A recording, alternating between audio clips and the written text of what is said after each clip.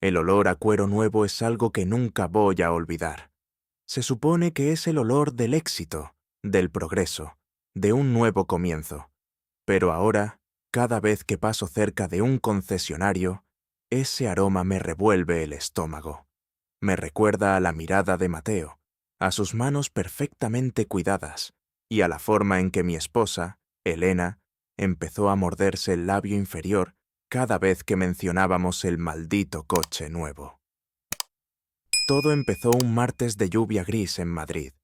Llevábamos 10 años casados. Nuestra vida era cómoda. Esa es la palabra que usan los cobardes para no decir aburrida. Yo soy arquitecto, paso horas frente al monitor analizando estructuras, y Elena trabaja en una agencia de marketing. Tenemos una casa bonita, un jardín que siempre necesita podar y un silencio que, poco a poco, se había vuelto demasiado denso. Necesitamos cambiar el V, Javier, me dijo ella una mañana, mientras miraba por la ventana cómo las gotas resbalaban por el cristal. El motor hace un ruido extraño y ya no me siento segura llevándolo a la oficina. Yo asentí sin despegar los ojos del plano que estaba dibujando. No me importaba el dinero, nos iba bien. Solo quería que ella estuviera feliz. Si un coche nuevo le devolvía esa chispa que parecía estarse apagando, que así fuera. Ve tú esta tarde, le dije, dándole un beso rápido en la mejilla que ella apenas recibió. Confío en tu gusto. Solo que no sea rojo, por favor. Ella sonrió. Fue una sonrisa pequeña, casi imperceptible, pero hoy sé que fue el inicio del fin. Esa tarde, Elena llegó a casa más tarde de lo habitual. El sol ya se había puesto, y el cielo tenía ese color morado sucio que precede a la oscuridad total. Escuché el motor del coche viejo detenerse en la entrada. Tardó más de lo normal en bajar. Me asomé por la persiana y la vi. Estaba sentada en el asiento del conductor, mirándose en el espejo retrovisor. Se estaba retocando el labio, pasando el dedo por la comisura para limpiar un exceso de brillo que no estaba allí antes. Sus ojos brillaban de una forma que no había visto en meses. Cuando entró en la cocina, traía un catálogo brillante bajo el brazo y una tarjeta de visita que dejó sobre la mesa de mármol con una delicadeza casi ritual. «He encontrado el coche perfecto», dijo, y su voz tenía un tono ligeramente más alto de lo normal, una vibración de nerviosismo. «¿Y el vendedor? Bueno, Mateo, es un profesional increíble. Nos ha hecho una oferta que no podemos rechazar». Me acerqué y tomé la tarjeta. Mateo Varga, especialista en ventas premium. Era una tarjeta negra, elegante, con letras plateadas. En una esquina había una pequeña anotación escrita a mano con una caligrafía firme y masculina. Para Elena, nos vemos el jueves para la prueba. ¿Nos vemos?, pregunté, señalando la nota. ¿No vamos juntos? Elena se dio la vuelta para sacar una botella de agua de la nevera. No me miró a los ojos. Dijo que para la prueba de conducción es mejor ir de uno en uno, por el tema del seguro, y para que yo pueda sentir el manejo sin distracciones. Ya sabes cómo te pones tú con los frenos, Javier. Me pondrías nerviosa. En ese momento, una pequeña punzada de duda, casi invisible, como el pinchazo de una aguja, me atravesó el pecho. Pero la descarté. Era mi esposa, la mujer que me había cuidado cuando tuve neumonía, la que conocía todos mis miedos. ¿Cómo iba a dudar de ella por una simple nota en una tarjeta? Los días siguientes fueron extraños. Elena, que normalmente vestía de forma sobria para el trabajo, empezó a elegir ropa más ajustada. Una mañana la vi probándose un vestido de seda azul que solo usábamos para bodas. ¿Vas a la oficina así?, le pregunté desde la cama, observando cómo se abrochaba una sandalia de tacón fino. «Tengo una reunión importante con un cliente», respondió ella, sin girarse. «Y después tengo que pasar por el concesionario a firmar unos papeles con Mateo. No quiero parecer una descuidada». Mateo. Ya no era el vendedor, era Mateo. Empecé a prestar atención a los detalles. El slow burn de mi propia paranoia comenzó a cocinarse a fuego lento. Noté que Elena dejaba el móvil boca abajo sobre la mesilla de noche. Noté que el código de desbloqueo, que siempre había sido nuestro aniversario, ya no funcionaba. Noté que, cuando llegaba a casa, lo primero que hacía era irse a la ducha, incluso antes de saludarme. El sonido del agua corriendo en el baño se convirtió en la banda sonora de mis sospechas. Me quedaba sentado en el borde de la cama, escuchando el roce de la esponja sobre su piel tras la mampara de cristal, preguntándome si ese cuerpo aún me pertenecía o si alguien más lo había reclamado esa tarde entre asientos de cuero y olor a coche nuevo. Un jueves, decidí que no podía más. La incertidumbre es un ácido que corroe el alma. Elena dijo que saldría tarde porque Mateo le iba a entregar el coche nuevo y tenían que hacer un recorrido de cortesía para explicarle todas las funciones tecnológicas. Es un coche muy complejo, Javier. Tiene mucha electrónica, me dijo mientras se ponía perfume detrás de las orejas. Un perfume caro, intenso, que yo no le había comprado. Esperé a que se fuera. Conté hasta 63 veces. Bajé al garaje, me subí a mi propio coche y conduje hacia el concesionario, que estaba a unos 20 minutos de casa. Aparqué a una manzana de distancia, oculto tras una furgoneta de reparto. El corazón me latía en los oídos, un tambor rítmico y doloroso. El concesionario era una caja de cristal iluminada con luces blancas, frías y quirúrgicas. A través de los cristales se veían los coches brillando como joyas. Busqué el coche nuevo de Elena. Allí estaba, un modelo gris metalizado, imponente. Pero estaba vacío. Caminé por la acera, tratando de no llamar la atención.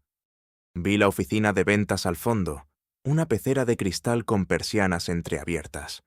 Me acerqué con cautela, sintiendo el frío de la noche calar en mis huesos. El silencio de la calle era absoluto, roto solo por el siseo de los neumáticos de algún coche lejano sobre el asfalto mojado. Me asomé por el hueco de una persiana. Allí estaba ella. Elena estaba sentada en el borde del escritorio de Mateo. Él estaba de pie, demasiado cerca. Mateo era un hombre joven, de unos 30 y pocos, con el pelo engominado y un traje que le sentaba como una segunda piel. Tenía una mano apoyada en la rodilla de mi esposa. No estaban hablando de contratos, no estaban hablando de motores. Él se rió de algo que ella dijo y le pasó un dedo por el cuello, siguiendo la línea de su collar. Elena cerró los ojos y echó la cabeza hacia atrás, dejando escapar un suspiro que, aunque no pude oír a través del cristal, pude ver en el movimiento de sus hombros. El mundo se detuvo. Sentí un vacío en el estómago, como si el suelo se hubiera desvanecido. Mis manos empezaron a temblar tanto que tuve que apoyarme en la pared de ladrillo. El frío del muro me quemaba la palma de la mano, pero el fuego que sentía por dentro era peor. En ese momento, Mateo se inclinó y le susurró algo al oído. Ella sonrió de una manera que nunca me había sonreído a mí. Una sonrisa cargada de una complicidad oscura, de un secreto compartido que me excluía por completo. Luego, él se levantó, caminó hacia la puerta de la oficina y echó la llave. Hizo un gesto con la mano, señalando hacia la parte trasera del concesionario, donde estaban los talleres y la zona de entrega de vehículos nuevos. Elena se levantó del escritorio, se alisó el vestido azul y lo siguió. Caminaban despacio, casi rozándose. Yo corrí hacia el lateral del edificio. Había una puerta de servicio que solían dejar abierta para los mecánicos. Entré con el sigilo de un fantasma. El aire dentro del taller era distinto. Olía a aceite quemado, a metal frío y a caucho. Las luces estaban a media potencia, creando sombras alargadas que bailaban en las paredes. Caminé entre las filas de coches en reparación. Mis zapatos apenas hacían ruido sobre el cemento pulido. A lo lejos, escuché una risa. Era la risa de Elena. Pero no era su risa normal. Era una risa nerviosa, excitada, casi infantil. Me oculté detrás de una columna de hormigón, a unos 10 metros, en una zona apartada donde los coches nuevos esperaban a sus dueños bajo fundas de tela negra. Los vi. Habían destapado uno de los vehículos. Mateo abrió la puerta del conductor y con un gesto caballeroso que me dio náuseas, invitó a Elena a entrar. Ella se deslizó dentro y él entró justo detrás, cerrando la puerta con un clac seco que resonó en todo el taller vacío. Me quedé allí, inmóvil, respirando el aire viciado del taller. El coche empezó a balancearse ligeramente. Un movimiento rítmico, sutil, pero inconfundible. Las ventanas del vehículo empezaron a empañarse por el calor interior, ocultando lo que sucedía dentro de esa burbuja de lujo y traición. Saqué mi teléfono. Mi mano ya no temblaba. Una frialdad gélida se había apoderado de mi cuerpo. No sentía tristeza, sentía una rabia pura, cristalina, que me daba una claridad que nunca antes había tenido. Puse el teléfono en modo silencio y activé la cámara de video. Me acerqué al coche, paso a paso, sintiendo cómo cada centímetro de distancia que recorría era un clavo más en el ataúd de mi matrimonio. Me detuve justo al lado de la ventanilla del conductor, donde el vapor de la respiración de ambos nublaba el cristal. Podía oír los sonidos desde dentro. El roce de la ropa, el gemido ahogado de Elena, la voz ronca de Mateo diciendo su nombre una y otra vez. Estaba ahí mismo, a escasos centímetros de ver la verdad desnuda. Levanté la mano, con el teléfono grabando, y me preparé para lo que iba a hacer. Pero en ese instante, mi teléfono vibró. Una notificación en la pantalla. Un mensaje de Elena que había programado para que se enviara automáticamente a esa hora. Hola, amor. Sigo aquí con Mateo terminando el papeleo. Llegaré un poco tarde. No me esperes para cenar. Te quiero. Miré el mensaje. Miré el coche que seguía moviéndose frente a mí. La ironía de ese «te quiero» me golpeó como un puño físico. En ese momento, las luces del taller se encendieron de golpe. Un guardia de seguridad había entrado por el otro extremo del edificio. «¿Quién anda ahí?», gritó la voz del hombre, mientras el haz de su linterna empezaba a barrer la zona de los coches nuevos. Me quedé congelado. Si el guardia me veía, el escándalo sería monumental. Si Mateo y Elena salían del coche ahora, todo saltaría por los aires. Pero mi mente, rápida y retorcida por el dolor, vio una oportunidad diferente. Una oportunidad para algo mucho más cruel que una simple escena de gritos. Me agaché y me oculté debajo de una lona de un coche cercano. Desde allí, vi cómo el guardia se acercaba peligrosamente al coche donde estaban ellos. Vi cómo el movimiento dentro del vehículo se detenía bruscamente. El silencio que siguió fue más tenso que cualquier ruido anterior. El guardia pasó de largo, su linterna rozando apenas el techo del coche empañado. No se dio cuenta de nada. El hombre siguió su ronda hacia la oficina de ventas. Cuando el silencio volvió a reinar, la puerta del coche se abrió lentamente. Mateo salió primero, abrochándose la camisa con manos expertas. Elena salió después, despeinada, con la mirada perdida y una sonrisa de satisfacción que me quemó las pupilas. «Ha sido increíble», susurró ella, abrazándolo por la cintura. «Te dije que este coche tenía extras que no vienen en el catálogo», respondió él con una sonrisa cínica. Se despidieron con un beso rápido. Ella caminó hacia su coche viejo para irse a casa, y él volvió a las oficinas. Yo me quedé allí, en la oscuridad, esperando. Cuando Elena llegó a casa una hora después, yo estaba sentado en el sofá del salón, a oscuras. No había encendido ni una sola luz. «¿Javier? ¿Qué haces a oscuras?», preguntó ella, dejando las llaves en la entrada. Su voz sonaba cansada, pero feliz. «Te estaba esperando», dije yo, con una calma que me asustaba a mí mismo. «¿Cómo ha ido la prueba del coche?». Ella se acercó y se sentó a mi lado. Olía a ese perfume nuevo, pero debajo, muy en el fondo, mi olfato detectaba el olor de otro hombre. El olor de Mateo. Muy bien, es una maravilla. El motor es tan suave que ni se siente, respondió ella, acariciándome el brazo. Mañana mismo nos lo entregan. Yo sonreí en la penumbra. Me alegra oír eso, Elena, porque he estado pensando. He tomado una decisión importante sobre nuestro futuro, una que no te vas a esperar. Ella me miró con curiosidad, sin saber que en mi bolsillo el teléfono guardaba el video que iba a destruir su mundo. Pero no todavía. El final que yo tenía planeado para ella y para su vendedor de coches era mucho más oscuro de lo que ella podía imaginar. «Ah, sí. ¿Y qué es?», preguntó ella, acercando sus labios a mi mejilla. Yo me giré lentamente hacia ella, y con una voz que no parecía la mía, susurré: «Mañana lo sabrás todo. Mañana, cuando vayamos a recoger el coche, juntos». Esa noche no dormí. Me quedé acostado a su lado, escuchando su respiración rítmica y profunda. Elena dormía con la tranquilidad de quien cree que ha cometido el crimen perfecto. Cada vez que ella se movía entre las sábanas, el roce de la tela me recordaba al sonido de su vestido deslizándose en aquel taller. El olor de su traición flotaba en la habitación, mezclado con el suavizante de las almohadas. A las 3 de la mañana me levanté con cuidado. Tomé su teléfono de la mesita de noche. Mi mano estaba fría, pero firme.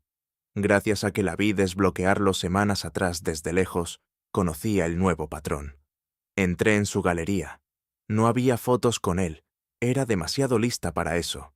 Pero en la carpeta de eliminados encontré lo que buscaba: capturas de pantalla de mensajes de WhatsApp.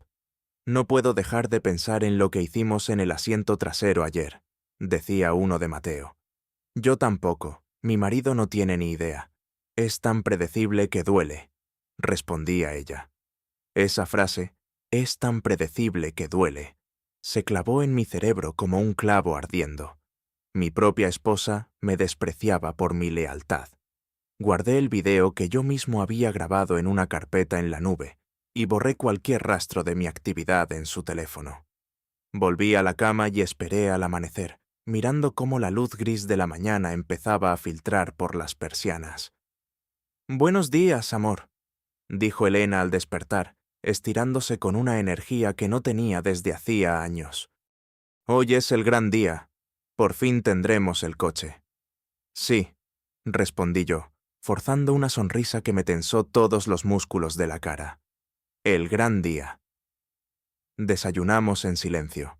Ella hablaba sin parar sobre los extras del coche, la tapicería de cuero, el sistema de sonido, Bose. Yo solo miraba cómo movía las mismas manos que anoche se aferraban a la espalda de Mateo. Me fijé en un pequeño detalle, una mancha morada casi invisible en la base de su cuello, que intentaba tapar con su cabello. «¿Te pasa algo, Javier? Estás muy callado», preguntó, deteniendo su taza de café a medio camino de los labios. «Solo estoy pensando en el seguro», mentí. «Quiero que todo esté a nombre de los dos, por si acaso ocurre un accidente». Ella se rió, una risa ligera, cristalina. «No seas pájaro de mal agüero, nada va a pasar. Salimos de casa a las 11. El trayecto hasta el concesionario fue un suplicio». Ella conducía el coche viejo, quejándose de la dirección, mientras yo miraba por la ventana el paisaje urbano de Madrid que pasaba como una mancha borrosa. Mi corazón latía con una fuerza sorda, una presión en el pecho que me dificultaba respirar. Al llegar, vimos a Mateo esperándonos en la puerta principal. Llevaba unas gafas de sol de diseñador y una sonrisa de anuncio de dentífrico. Cuando nos vio bajar, se acercó con pasos largos y decididos. «Don Javier, doña Elena, qué placer verlos de nuevo», dijo, estrechándome la mano. Su apretón era fuerte, dominante. Sentir su piel contra la mía me produjo una descarga de asco que casi me hace retirar la mano de un tirón. «El coche está listo. Es una auténtica joya». «Seguro que lo es», dije yo, mirándolo fijamente a los ojos. Él no bajó la mirada. Tenía la arrogancia de los que se creen superiores. «Mi mujer me ha contado maravillas de tu Atención al cliente. Hubo un microsegundo de silencio. Elena se aclaró la garganta, nerviosa. Mateo simplemente ensanchó su sonrisa. Hago lo que puedo para que mis clientes se sientan satisfechos. Acompáñenme. Nos llevó a la misma zona donde estuve escondido anoche. El taller ahora estaba lleno de luz y de mecánicos de uniforme impecable. En el centro, bajo un foco cenital que hacía brillar la pintura gris, estaba el coche nuevo. Era hermoso, no podía negarlo. Pero para mí, ese coche era un monumento a la mentira. Aquí lo tienen, dijo Mateo, abriendo la puerta del conductor con un gesto teatral. ¿Quién quiere estrenarlo? Elena, sube tú primero, dije yo. Al fin y al cabo, tú eres la que más tiempo va a pasar en él. Ella se subió, entusiasmada. Se sentó en el cuero fresco y empezó a tocar los botones del salpicadero. Mateo se inclinó sobre la ventanilla, dándole instrucciones, su cara quedando a escasos centímetros de la de ella. Yo veía el lenguaje corporal de ambos, la inclinación de los hombros, la forma en que ella buscaba su mirada. Eran dos depredadores disfrutando del botín frente a la víctima. Javier, ¿quieres que te explique el sistema de navegación? Preguntó Mateo, girándose hacia mí con suficiencia. No hace falta, dije, sacando un sobre grueso del bolsillo interior de mi chaqueta. Antes de firmar el último papel de la entrega, tengo un pequeño regalo de agradecimiento para ti, Mateo, por ir más allá del deber. Elena me miró desde el asiento del conductor, con el ceño fruncido. Mateo extendió la mano, esperando quizás una propina generosa o una recomendación. «Ábrelo», le pedí. Mateo abrió el sobre. Dentro no había dinero. Había una serie de fotografías impresas en alta resolución. Eran fotogramas del video que grabé anoche. En la primera, se veía a Elena sobre el escritorio de la oficina. En la segunda, ambos entrando en el taller. En la tercera, la más clara de todas, se veía la cara de Mateo a través del cristal empañado del coche, con una expresión inequívoca. El color desapareció del rostro de Mateo en un instante. Se quedó pálido, casi gris, como la pintura del coche. Sus manos empezaron a temblar, haciendo que las fotos crujieran. «¿Qué es esto?», preguntó Elena, saliendo del coche a toda prisa. Me arrebató las fotos de la mano. El silencio que siguió fue absoluto. Solo se escuchaba el zumbido de las máquinas del taller al fondo. Elena miraba las fotos, una por una. Sus ojos se abrieron tanto que creí que se le saltarían las lágrimas. Su boca se abrió, pero no salió ningún sonido. «Es el coche que querías, ¿no?», dije yo. Mi voz era fría como el acero. «El coche donde celebrasteis vuestro pequeño contrato». «Javier, yo puedo explicarlo», empezó ella, su voz quebrándose, el pánico empezando a asomar en su rostro. «No hay nada que explicar, Elena», la interrumpí. «He hablado con el dueño del concesionario esta mañana, antes de que llegarais. Le he enviado el video completo. Al parecer, Mateo tiene una cláusula de moralidad en su contrato, especialmente cuando usa las instalaciones y los vehículos de los clientes para actividades personales». Mateo levantó la cabeza, el pánico en sus ojos. «¿Qué has hecho?». En ese momento, un hombre mayor, con traje gris y expresión severa, salió de las oficinas superiores. Era el dueño. «Mateo, a mi oficina. Ahora. Estás despedido. Y espero que tengas un buen abogado, porque vamos a revisar cada contrato que has firmado este año», gritó el hombre desde la barandilla. Mateo me miró con un odio puro, pero no dijo nada. Recogió sus cosas y salió del taller casi corriendo, escoltado por un guardia de seguridad. Había perdido su trabajo, su reputación y su coche de empresa en 5 minutos. Me quedé a solas con Elena. Ella empezó a llorar. Un llanto feo, ruidoso, lleno de mocos y desesperación. Se arrodilló frente a mí, intentando agarrarme los pantalones. «Javier, por favor. Fue un error. Él me sedujo. Yo no quería...». Te amo a ti, solo a ti. Me aparté de ella con asco. No me toques, ya no eres mi esposa. Eres solo alguien con quien compartí una casa. El divorcio está en marcha. He vaciado la cuenta conjunta y he cambiado las cerraduras de casa. Tus maletas están en el porche. ¡No puedes hacerme esto!, gritó ella, pasando del llanto a la rabia. ¡No tengo a dónde ir! Puedes dormir en el coche nuevo, dije, señalando el vehículo gris. Ah, se me olvidaba. El coche está a mi nombre únicamente. Y acabo de cancelar la compra. El concesionario se lo queda. Me di la vuelta para marcharme. Pero entonces me detuve. El dark twist que había estado planeando estaba a punto de ejecutarse. Elena, dije, volviéndome hacia ella una última vez. ¿Sabes por qué elegí este concesionario? Ella me miró, confundida, con el maquillaje corrido por toda la cara. Lo elegí porque sabía que Mateo trabajaba aquí, y sabía lo que él hacía. No eres la primera esposa de un arquitecto que él seduce. Él tiene un patrón. Ella frunció el ceño, sin entender. Yo le pagué, Elena. Solté la bomba con una sonrisa gélida. Hace 3 meses, contacté con él de forma anónima. Le dije que había una mujer rica, aburrida y fácil de manipular que vendría a comprar un coche. Le di tu horario, tus gustos, el perfume que te gustaba. Le pagué para que te sedujera. Elena se quedó petrificada. El aire pareció escaparse de sus pulmones. ¿Tú planeaste esto? Quería saber si me eras fiel.